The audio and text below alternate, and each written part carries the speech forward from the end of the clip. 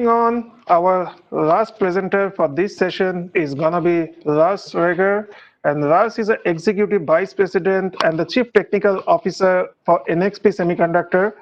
As a CTO, Lars is responsible for managing new business initiatives and the R&D in the focus markets of automotive, Industry 4.0, Internet of Things, mobile, and connectivity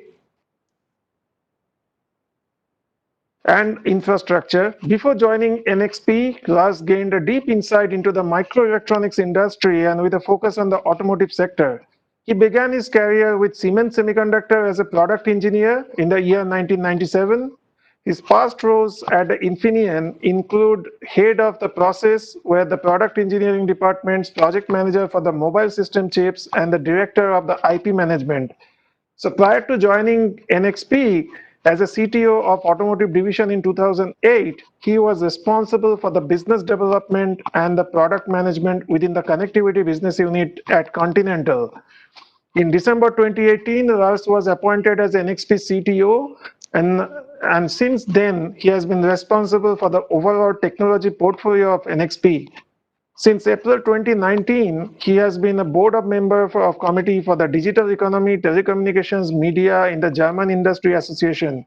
Lars is also in the board of directors for ITS, Global Congress, and a member of the Forbes Technical Council. So welcome, Lars, and welcome. And it's Lars is presenting not from India, from outside. So it's our pleasure to have you on the stage. Over to you, Lars. Sumit, big thanks. Can you hear me well? Yes, we can hear you well. Yes, perfect. The IT works. Good morning from my side. Good afternoon to all of you. Namaste. So I guess this is home office to home office communication here at the moment. You see my background. I'm in Europe here at the moment, morning time, and yeah. While the slides are coming up, maybe a couple of words from my side. You had heard my predecessor talking about independent India. Independent India, for me, as I'm responsible for 60 R&D centers, is of course a thing that has nothing to do in the first shot with self-contained India, make products for yourselves. No, India is for me one of the most important innovation and R&D execution locations in the company.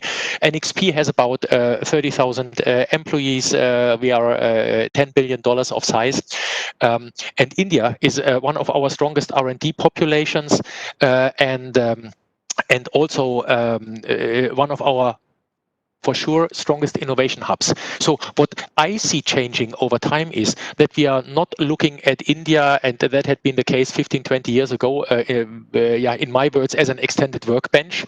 So the Indian R&D teams were only taking tasks that were of limited importance to the R&D development.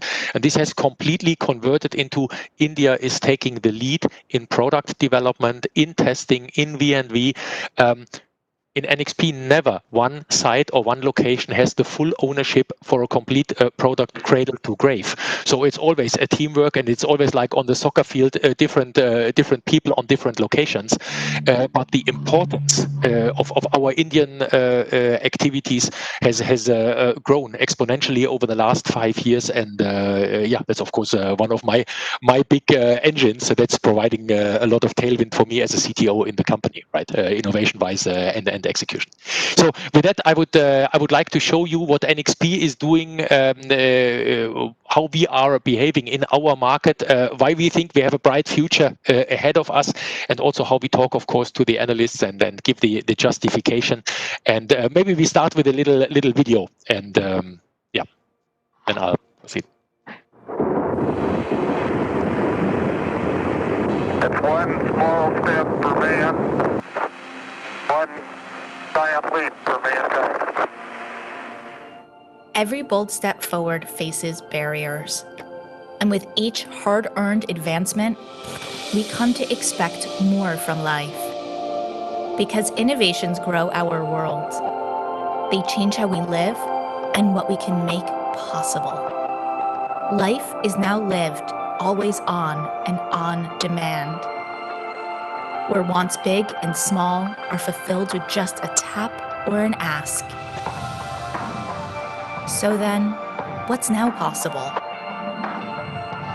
Mobile commerce, autonomous driving, next-gen wireless, smart appliances, industrial automation, all made possible by NXP. We are the gateway to the responsive interactions that are redefining life as we know it. NXP expands the possibilities for technology producers around the globe. From seamlessly integrating infrastructure to effortlessly streamlining data from the cloud to the edge, we bring what's next closer. We're not only advancing technology, we're advancing how we live.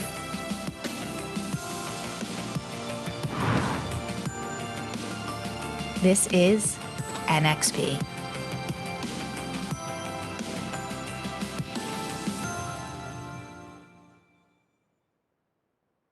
So yeah, forgive me for showing this a bit advertisal video, but I think it very well captures on what we are doing and how we try to make the difference. And what you see is, if you're looking at the semiconductor market, what has shaped the semiconductor market over the last 20 years? Well, you see here this market has grown very nicely over the last 20 years from a market where most of the participants had been loss-making in the beginning to quite a good value capturing market, and it went over a couple of stages. So in the early 2000s, it was, of course, the laptop, desktop, mobile phones, consoles markets that were driving and that were leading. Then in the last decade, it was the smartphones and data centers, so big storage, big compute products that were driving the market. And we are entering now into an era of the edge devices. We call it secure edge processing. And this is where NXP has its home turf and can make a lot of difference in the market. So this is what I said, looking for us in showing a bright future, because basically what we think is this world that anticipates and automates, this world around us that gets loads and loads exponentially growing digital assistants. This world basically will help us grow significantly. And what you also have seen in the market, I mean, this market consolidated a big time. So the market behavior was, we have a scattered amount of vertical players. We have very big corporations, some newcomers coming in. Then the last 10 years of deverticalization. So all the big corporations spun out their semiconductor daughters. NXP is the offspring of Philips, and we bought the offspring of Motorola. So NXP and Freescale merged. We had Infineon even separating twice, so out of Siemens and spinning out their memory division, Qimonda. You have others going for scale. You try to create focus along certain technology branches. That all has happened over the last years. And now what you're even seeing is a reverticalization for some of the guys. So in the AI and smart connected devices era. So look at Apple, Amazon, Samsung, for example, Google. And of course, what you're seeing, and I think my predecessors also have mentioned that, of course, what we are seeing is a certain pressure to this very, very globalized semiconductor market in terms of, do we need to go local for local again, especially, of course, with the US-China trade tensions. This is what we're going to see. And what does this mean, this edge devices market? Well, the edge devices market basically means that we are not in the big storage, big compute, cloud server business, where you have somewhere far away from us human beings in big industrial halls, a lot of compute servers lumped together, and they are storing data from all over the planet. No, it is basically the silicon that you can touch with your hands directly in your direct environment. This is your smartphones, tablets, smartwatches, so the stuff that you even wear, wearable electronics. It is your electronics in your smart houses, smart thermostats, smart speakers, surveillance cameras, countless devices there. It is your autonomous devices, and in order of complexity, manufacturing robots that are doing all sorts of manufacturing tasks, and even more complicated and very expensive vehicles, electrified autonomous vehicles that are in our language also very the high end of the secure connected edge devices. And the nice thing is the market for these edge devices is exploding, and compared to a couple of thousands or million cloud systems globally, you will have billions of those smart connected devices, and they all need semiconductors in a similar fashion. So if you move to the next slide, basically these ingredients for all of this, whether it's a smartwatch or whether it's a autonomous vehicle, is you need to sense your environment. So in a failure-free way, you need to sense what's going on around you. You need to think of a smart advice out of the data that you have sensed. You need to get data from the cloud. If your own brain is too small, you need to ask someone who knows it better. So basically, getting data in there from the cloud. For example, how is the road ahead looking like, and so on. And then you need to send this smart advice that you have calculated to the arms and legs of your robot. So in case of your smart thermostat, this is the heating or climate control of your house. In the case of a car, this is of course the powertrain, steering wheel and brakes. And those four things are needed for building secure and safe smart connected devices, but no one of us wants to have a device around him or herself that you cannot trust. So in other words, we need to make sure that we enable the slogan, trust your device. You don't want to have a fridge at home if that fridge can easily order from the internet 500 liters of milk for you for the weekend. So even these funny stories, if these devices can misbehave in a funny way and cannot be trusted, you rather will go with a non-connected fridge. You say, okay, that's simpler, that's more robust than having connected light bulbs, fridges, heating systems, and so on.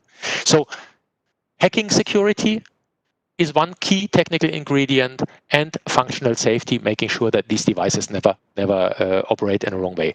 So again, the 6 technical vectors: sense, think, connect, act, safety, and security. And how that translates in one example here, for example, in the automotive world, is we have 3 big trends driving the auto industry, which is the in-car experience that we have also today. So you want to have all luxury, all comfort, climate control, infotainment systems, and so on, all connectivity like in your living room. You want to have a sustainable transportation. So electrification is a big trend, going to a better carbon footprint, less exhaust and pollution, especially in megacities, in very dense populations. And of course, you want to take away the driving task from the driver itself. So bring in more convenience, more safety, by giving the driver time back. So you are not behind the wheel, you are not driving, but the system is doing this for you.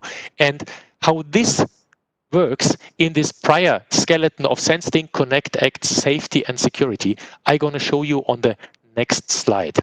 That is basically what you do. Then is you say, okay, now for the modern cars, you have 150 control units, a wiring harness that is heavier than I am, and you have a big spaghetti of data that is flowing from the one unit to the other. Undoable to qualify such a car and to make it robust and high quality. Or otherwise the cost would explode. Now, what you have to do is you have to clean up the architecture of such systems. And how we clean up the architecture of such systems? Well, that's very simple. We steal from the IT industry. Like in big office buildings, you have data routers, in other words, gateways, and you have your different office floors. And in these office floors, you have your offices and your computers for the employees. We do it here in a similar way. You have clusters by function. You have big data gateways that are firewalling the data, but that are also mainly connecting the different floors. And you have the different functional groups then nicely firewalled with domain controllers, DC here on that slide. And this is how you are building in a modular way your vehicle. So in other words, every car as of today has 3 of these domains already on board. This is infotainment. So radio, please go back one slide. Yeah, radio navigation. I need the car slide again. Could you go one slide back? Then you have a body and comfort domain. So climate control, access control.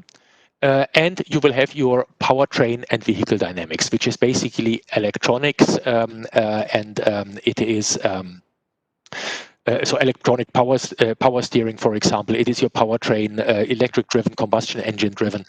Who cares? But those 3 domains are in the vehicle. There is 2 new domains coming in. This is ADAS, so driver replacement. How do I remove Lars out of the driver's seat and bring a robot in? And the other new domain that is coming in is, of course, the connectivity to the outside world. And with those 5 domains, you can nicely separate because, for example, the connectivity domain needs to be highly robust against hacking because this one is hooked up to the internet. The powertrain is not hooked up to the internet, but your powertrain and braking systems, of course, need to be super functional safe. And you can separate even the concerns. On the one side, you have hacking robust silicon, and on the other side you have silicon that still operates at 200 degrees centigrade when your brakes are very hot. So you can make your systems cheaper by separating those concerns of the devices. And is that only true for vehicles? It is not. I show you 2 quick examples. So if you just look here at the manufacturing robots, you can use the same language. It is, of course, here again, connectivity to the internet or to your factory network. It is autonomy. You want to have an autonomous robot manufacturing. You want to do your energy management. So how is that operator robot operated in terms of your engines, energy flow, current that comes to the normally electric machine.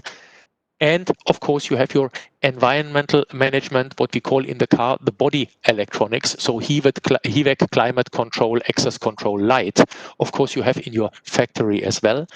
And what you also have is you have your infotainment domain. But it is, of course, not radio and sound and music, but it is information exchange with the operator that operates this machine. So it is your human-machine interface. So with a slight adaptation of the headlines, the domains are the same, how you build a car or a robot.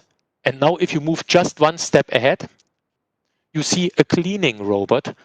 And the same things apply, of course, again, whether it's a welding robot or a little cleaning robot that runs over your carpet or your floor in the house. No big difference. The only difference is the tasks are getting less complex from the car to the welding robot to the cleaning robot. And for the cleaning robot, a lot of those domains can be grouped on one big SoC, one big microprocessor or microcontroller.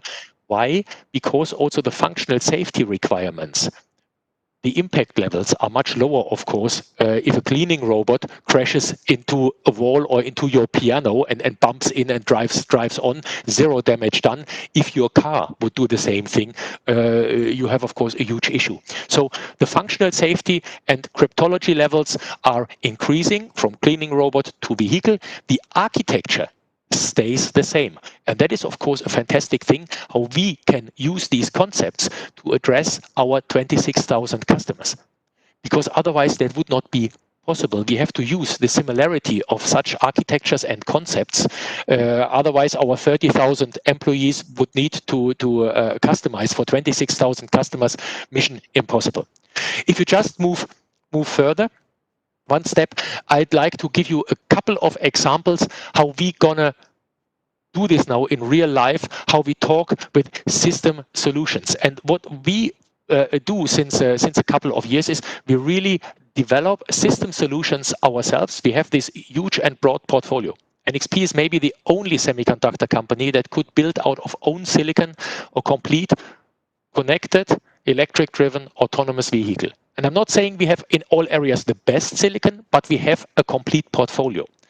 Now, with that complete portfolio, we can start sitting down and say, out of our Lego blocks, how would we build a system ourselves? How would we build a smartwatch, a thermostat? How would we build an autonomous vehicle? And how would we build these ingredients? So in other words, the system discussion we are tied into, and the value that we can add is we can say, okay, we start repartitioning functionality. You have seen that, the repartitioning of the domains. We build, for example, one ECU that has all connectivity in one antenna box for a vehicle. Everything in Wi-Fi, Bluetooth, car-to-car communication, cellular, radio, car access, everything that is sending and receiving electromagnetic waves from the vehicle. We can integrate this in a better way. So ideally, of course, in the end, the complete car radio with the India digital radio, with AM, FM radio, everything lands on one piece of silicon of the size of my thumbnail, is software programmable, whether I want to have a European or an Indian standard. You can upload this via software, so you integrate and it's only one piece of silicon. And therefore, the game is always the same in the semiconductor industry. I increase the value of my semiconductor, so I want to have more money from my customers, but the system cost goes down. Look at how we built radio navigation systems, to stay with that simple example, how we built them 15 years ago, that were 1 or 2 DIN boxes of that size. Today, it's a one chip and a second chip for the amplifier and a third chip for the in-vehicle networking, and that's it. So 3 chip radios that fit on a PCB of the size of my finger, compared to a complete big box. So silicon value up, system value down, that's the name of the game. And if we just go further, what we have done is to have a very, very clear language in the company. We have introduced 5 steps of system solutions as we are discussing with the customers. The very basic ones, the lower levels 1 and 2, are of course the normal collateral that you're bringing with your product to your customers. That's the normal stuff for the customer to validate what the silicon can do. So firmware drivers, test applications, some little dongles, eval boards just to operate the chips. And then we are moving up into reference designs, feature complete solutions, where I would go to one of my customers and would say, look, this is a complete radio, again, to stay in that example. But this is, of course, all consumer grade connectors. It's not automotive grade yet. Can you please do the task of the value add to make this reference design automotive grade, so metal housing instead of plastic housing, different connectors, and so on. And if the customer wishes, we could even go for industry mass market ready solutions. That's, of course, important in areas where we don't have a set maker in between us and the end customer. So in certain areas, you have a customer who is coming from the service area, has no clue in hardware manufacturing, in hardware development. There we can go with that customer the last mile and say, we provide these tiny little hardware boxes to you. You can sell them directly via your sales channels in the internet, and you can operate your services on it. So that also can work. But mainly we are in stage 3 and 4, basically to show the value of a complete feature complete solution that is not industry ready, and our customers can continue developing on that. How that looks, I give you now in a couple of examples. And the first example you see here. We are market leader for automotive radar systems. And this radar systems leadership is standing on 2 pillars. You have the microcontrollers that operate your radar signals, but you have the transceivers as well, so send and receive units for radar. And we have combined all of them on a single chip, on a single module. You see here to the left hand. where you have basically a single radar corner sensor, as we call it. So 3 send, 4 receive antennas, the microcontroller on the backside of this PCB, the power management ICs, all connectivity, everything from NXP, a complete NXP solution that our customers can take, customize, bring into their form factors, and hit the ground running, including the software development kit. To the right side of that slide here, you see a high performance radar, and I'm always joking, I call this my LiDAR killer, because this is a high resolution radar, so front looking, very high resolution, 4 or 5 of these transmitters, one big fat microcontroller behind it, and just having a send and receive cluster, so 12 send, 16 receive antennas to increase the resolution and the range, and having there a very advanced system to help our customers going quicker into advanced radar applications. And then what you see here in the middle, this is a research topic where we have lumped all the antennas that you need and that you see on the left and the right example. We have lumped them into these little squares there on the chip, and this is an antenna in package solution.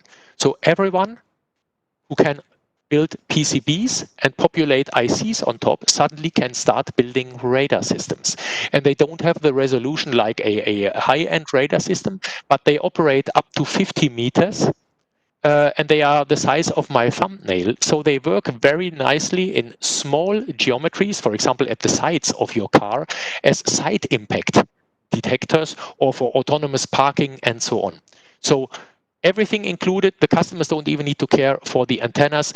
We can do that job and therefore, of course, make the system much, much cheaper, because normally for the radar antennas, you need specific material, which is very, very expensive. So the PCB material is a cost saving that we can take out of the systems equation here.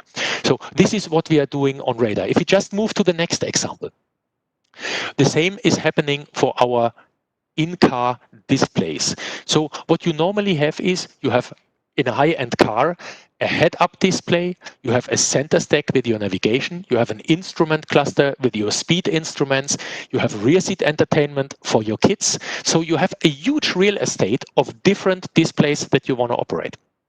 And so far, no one has combined these displays because they have so different functional safety requirements. If your rear seat entertainment resets because your kids are putting in there some malware or some corrupt videos or God knows what, the driver couldn't care less. I mean, the kids are annoyed, but you as a driver are not impacted. If your center stack fails with the navigation, okay, not nice, but not a safety issue. But if your speed instruments and your head-up display with the driver warnings are failing, this is at least an ASIL B. So automotive safety impact level is the classification, an ASIL B impact. So a severe impact. And therefore, what you need to make sure is these islands have to be independent from each other. And for the first time, NXP is developing now silicon, where you have hardware hypervisation between 4 of those islands. So in other words, I can bring 4 operating systems, 4 graphics systems onto one SoC. I can operate those 4 displays, head-up display, instrument cluster, center stack, and rear seat entertainment out of one control unit, one ECU, one piece of silicon. If one area stalls, the other is not impacted. But if they want, they can jointly look into one display memory. And that is great because one is read-writing the display memory. So for example, the navigation system is rendering the navigation map. And the closer you come to your destination, the easier the head-up display and the instrument cluster in front of the driver can take pictures out of that same image memory. They cannot write or execute code. They just can look into the read-only memory there, take these pictures and provide them to the driver. The safety level is very limited because if that system gets corrupt and if the navigation system stalls, well, okay, then the driver sees only a corrupt map, but it's not that the entire functional safety islands are stalling. So very nice. 4 control units are moving into one. Silicon price goes up because the capability of the silicon is higher, but the system cost goes down by almost a level 3 to 4. If you go to the next example, This is one of our most prominent examples over the last year. Ultra-wideband was a rival 15 years ago to Wi-Fi. Ultra-wideband as a communication technology has lost that battle. But the nice thing is ultra-wideband is communicating between 6 and 9 gigahertz, can be used to measure time of flight of signals. So how long does the signal travel between sender and receiver and back? And with that, you can measure via knowing the speed of light, how far the transmitter and the receiver are away from each other. Now you will say, okay, what do you need that for? Well, for example, for the next generation of car keys. This is car keys that you cannot cheat anymore. So your passive keyless entry systems, you have your key in the pocket, you approach your car, you can cheat today. You cannot cheat with these systems in future anymore.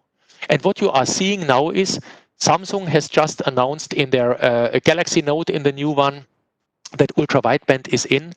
Apple has announced last year that ultra-wideband is in their next generation mobile phones. And of course, what they are doing now is they have up integrated our wallets in the past into Google Wallet, Apple Pay. And the next step will be they up integrate the car keys into the mobile phone, and of course then also the front door keys and my house keys and so on.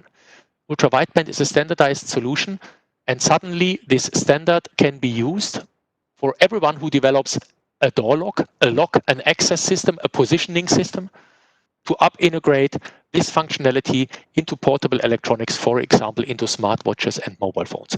And that's of course very, very sexy, because if you have your mobile phone in your pocket, you can leave your car, walk to your house, the walkway light switches on, the front door of your house opens for you, you walk into your house and your light switches on in your house, and your favorite music follows you from the car into your in-house speaker system, and from the entrance hall into the kitchen, into the living room, and so on. So you can pull your digital bubble that you have around you with you, and that's of course a fantastic use case for the industry going forward. So we hope and expect a lot from these technologies, and you see it here. This is reference designs, of course, that we are driving big time into the market and into two markets simultaneously, automotive and mobile. If you go to the next one. So this is the last example that we have here. This is a tiny matchbox size of device, and this is a little house for Alexa. So Alexa, the smart assistant from Amazon, is living in this little white box. So this is an Amazon Alexa certified voice service box. So a ready-made system, in my language, prior a level 5 system. You can order it from NXP, directly ready-made and Amazon certified. Now, the cool thing is these solutions can be directly taken by our 26,000 customers, and these solutions can be built, for example, into washing machines, microwave ovens, fridges, and you have a voice control directly of these devices. Even if our customers have no clue how to build these systems, they can directly link them via the I2S interface and other interfaces easily in. So that is of course a fantastic system solution, faster time to market for our customers, less development risk, and super easy to use and to handle. If you just move one further. So last two slides, I don't want to bore you too long, but my job, of course, as a CTO, you have seen it, is I have to invite people to play with our solutions, to play not with the chips and the products necessarily, but for most importantly, with our chips in solution form factors. And what we have done is we have looked at our automotive portfolio and said, okay, if this functional safe silicon can drive and can drive autonomously, why can't it fly autonomously? And we have set up a student contest. It was meant as a student contest first, but in the meantime, a lot of our employees, a lot of private persons, a lot of customers are using this, and a lot of professional drone companies and customers are using it as well to develop their products. We have an NXP drone kit that you see here on the right side. You can assemble it yourself. You can start flying, and we have the Hoover Games, and the Hoover Games are a drone challenge that is happening annually.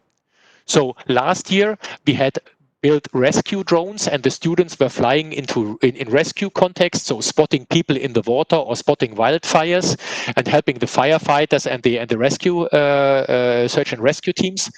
This year, we are having a challenge out there. How can drones help people that are isolated in lockdown during pandemics? So how can you help them with medical care without getting in direct interperson touch? How can you help people in the countryside? How can you supply medication and so on?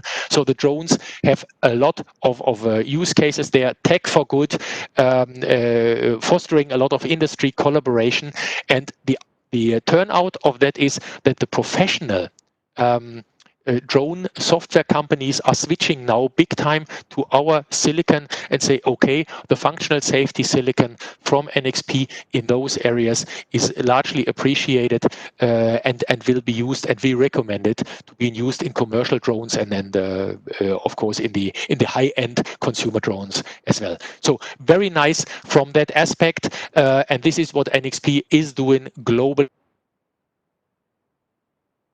To the last slide, and then I hope we have time for a few questions still left over. Sorry. Here's one slide in between. We are landing there the XTC challenge that we are doing together with Samsung as well. That is a incubator work that we are doing in the semiconductor industry, driven by Jung Son from Samsung. We are participating in that. Next year, we try to host this. We are setting this up at the moment in India. I hope that the pandemic situation will let us do the XTC challenge setup. This is basically also startups that are working on environmentally, health-wise, so good solutions according to the UN goals for a sustainable world.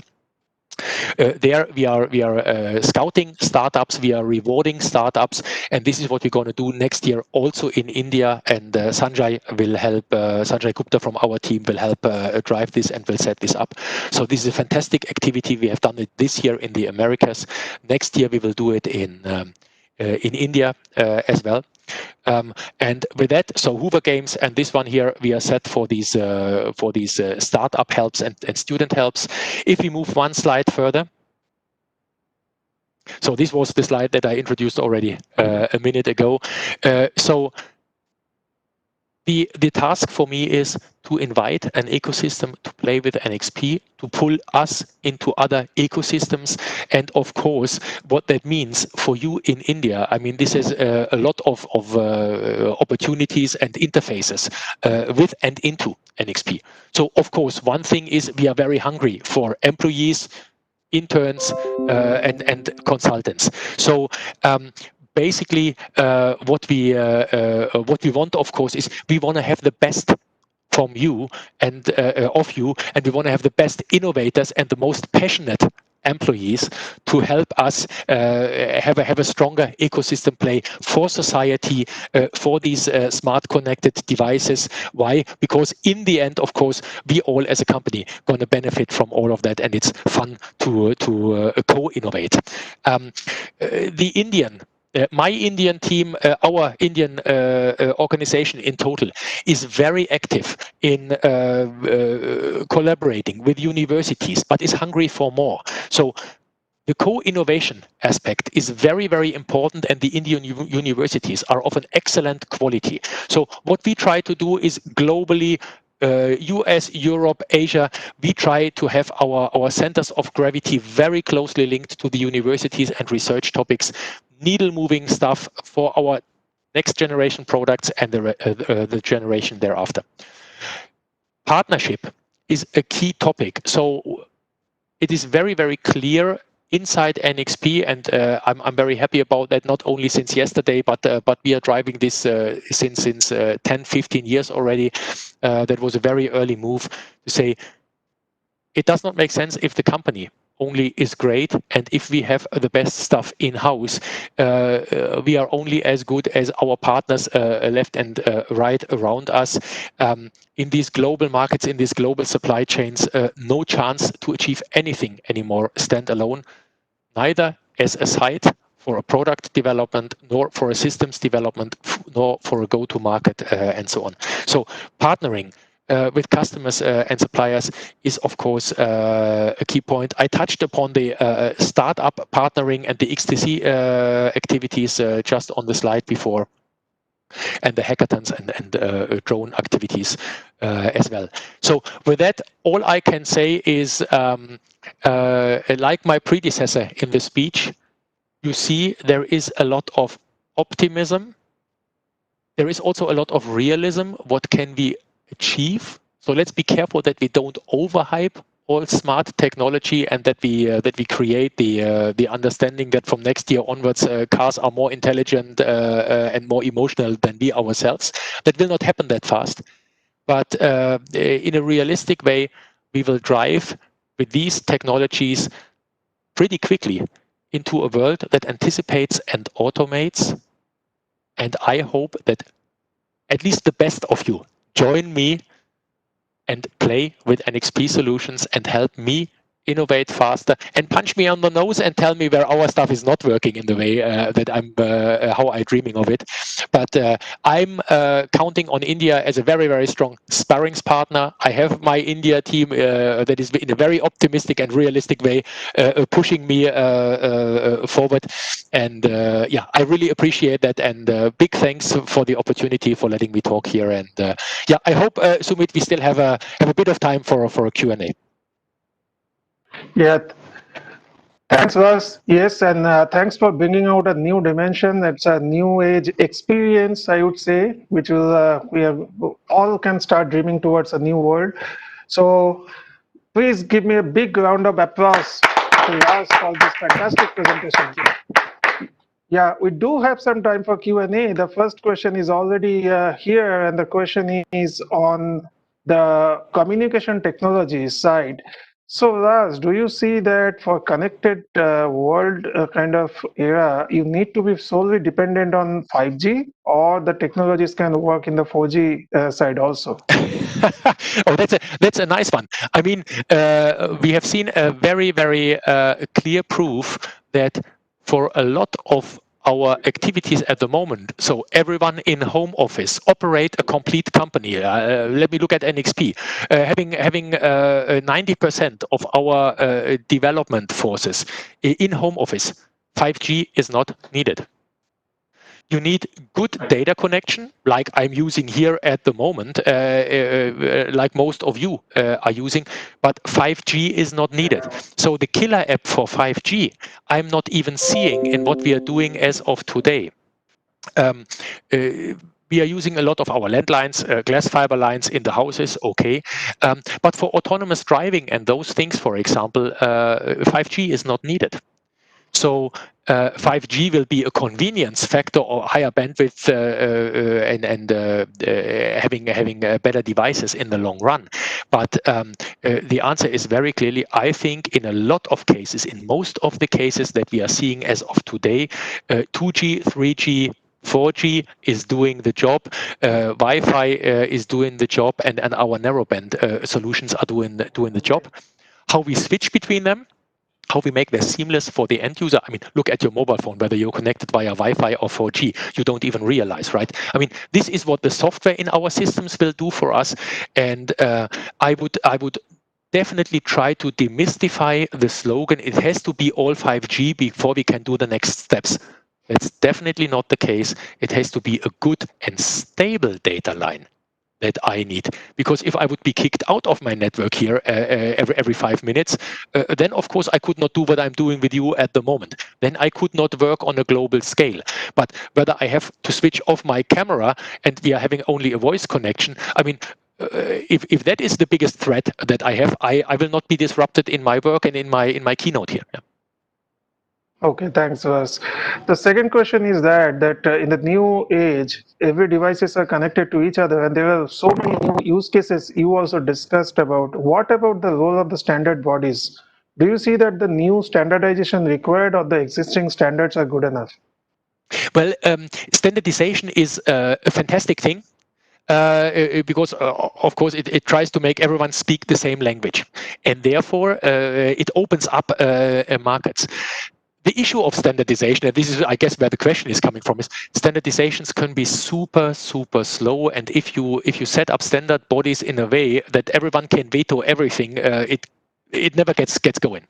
Therefore, I was so happy, for example, to see what we have with the ultra wideband activities in front of us. The adaptation of the mobile phone players in ultra wideband as a positioning technology has nothing to do with connectivity, but as a positioning technology was so fast because the standards for ultra wideband had been defined already 15 years ago with the communication technology in mind. So in other words, what we did is we abused existing standards there. We as the industry abused existing standards and said, we don't need to in a long way develop stuff, but let us use the language that anyone already can speak. We have a language readily developed. The other thing that we very often do is we try to establish de facto standards and saying, look, we did this, for example, in automotive, Ethernet for automotive. There is a standard that is broader reach, was developed by Broadcom, NXP licensed it. And we said, we're going to take this standard, and we are not trying to go into a standardization body that takes us very long, but we invite partners into that consortium to help us drive that approach. Within 2 weeks, in that consortium, I had 150 members. All big players in the auto industry were in, and I had a de facto standard, and it was immediately driven forward fast pace. Very nice, and that was, of course, what we tried to achieve, what we tried to do. So being fast-paced but speaking one language is a must, and yeah, that is, of course, ideally how we should drive our standards. But we need them. So thanks, Raj. The next question is that the phase architecture, right? The 5-domain architecture you talked about. Is there any OEM already deployed that, and do you have a car on the market will have this 5-domain architecture deployed? Well, not in the literal sense. So this picture is, of course, a very, very high flight level. But the domain architecture is definitely in the market. Yes, it is used by the high-end car brands, for example, here in Europe. Why are the high-end car makers using these domain architectures going forward? Well, because they are the ones with so many control units that they were the first ones with a high pressure to clean up their networks. So, for example, the southern German car makers, they are using this type of approach. Absolutely, yeah. Okay. So last question, Lars. The question comes from, is NXP looking to make it India for make in world? Pardon, for make it in India? Make it in India for the world. Is NXP strategizing that way? Well, as I said in the beginning, I mean, India is not an isolated place for me, but well, like on a soccer field. I mean, what would I be in my team without my goal getters or without my defenders, right? I'm an isolated idiot. So India is 1/4 of my R&D workforce, and at the moment the fastest paced innovation machine that I have in the company, literally. So most innovation ideas are coming out of India. So what that is India. So I make it with India for the world, not make it in India for the world. But I have to tweak your slogan there. I make it with India for the world, and you cannot stand on one leg, we Germans say, or not as good, yeah, at least, yeah. So a stable stand is on multiple legs, and India is one of my legs. Yeah. Thanks, Lars, and that was an excellent answer, because nowadays the world doesn't matter, and since COVID started, everybody working out of our homes, and there is the country also doesn't matter. Entire world is together through our connected world. So that was an excellent answer, and thanks for this exciting talk and giving that experience, which is we are gonna all face those in going forward. And also, of course, the safety part you talked about, which is making our cars and the roads also safer. Thanks for the inspiring talk.